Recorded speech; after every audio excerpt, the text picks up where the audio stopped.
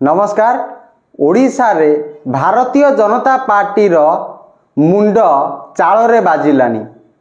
घर भितर लड़ई मंत्री पद को लेकिन हेलानी।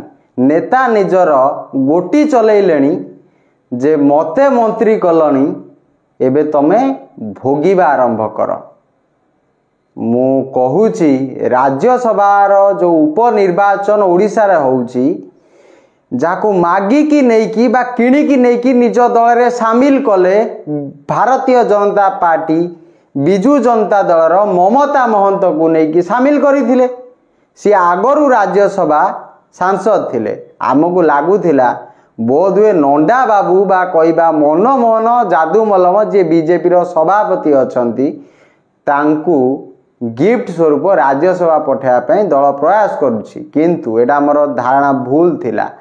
बीजेपी पुणी थरे ममता महंत को राज्यसभा पठेला, किंतु आपण जानी छंती नवीन बाबू को चलित निर्वाचन रे हार रो सामना करिया को पड़ीथिला कंटा बांझी रे। जीए ताको हरई थिले आउ जीए नवीन पट्टनायक कैबिनेट रे बा कहबा नवीन पट्टनायक सरकार समय रे अत्यंत पावरफुल थिले। अतनु सब्यसाची नायक महाकालपड़ार विधायक थिले।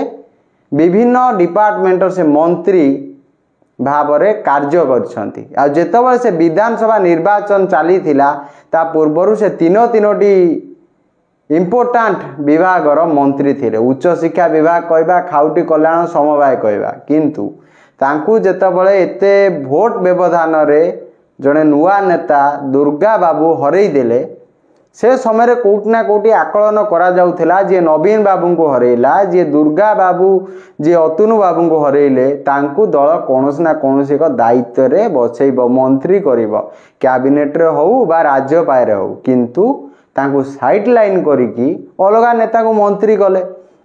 किंतु जो नेता माने मंत्री हबार लालसा थिला बा कहबा लक्ष्मण बाग होंतु दुर्गा बाबू होंतु मंत्री हबार जो लालसा थिला से यही राज्यसभा निर्वाचन रे से रागटा को सुझेले, कारण भारतीय जनता पार्टी तांको मंत्री करिनी बा कोन प्रतिश्रुति देइछि सेटा बोधे तांको खुशी लागिनी।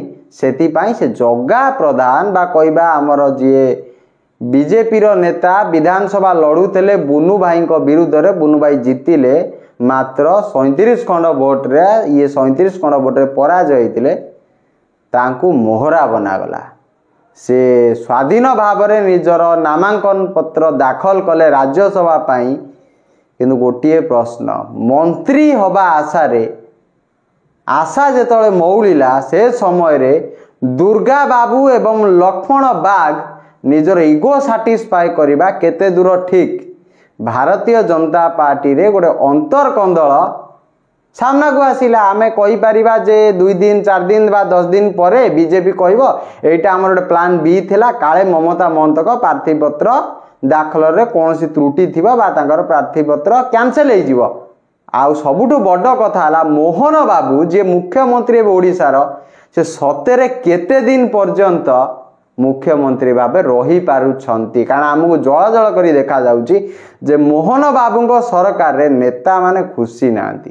तांकर दल रो नेता कहबा 10 जन विधायक जने हारी जाइथिबा नेता पाई साइन देइचंदी राज्यसभा पाई लड़ाई करंतु। एटा गोटे विराट प्रश्न। बीजेडी भांगीबा चक्कर रे बीजेपी निज दल को भांगी देला। आमे एटा को बुझीबा। ओडिशावासी मध्य बुझुचंती जे भारतीय जनता पार्टी जो सबु राज्य रे जोटी जोटी से अपोजिशन अच्छी बा कहबा ताको मेजोरिटी मिलिनी सेठी सीए जे सरकार रे अच्छी बा जे मुख्य विरोधी दल ताकू सबले भांगीबा पाई प्रस्तुत होताय, रणनीति बनाउथाय, जोड़ा ओडिशा रे बनाउथला विफल हैला।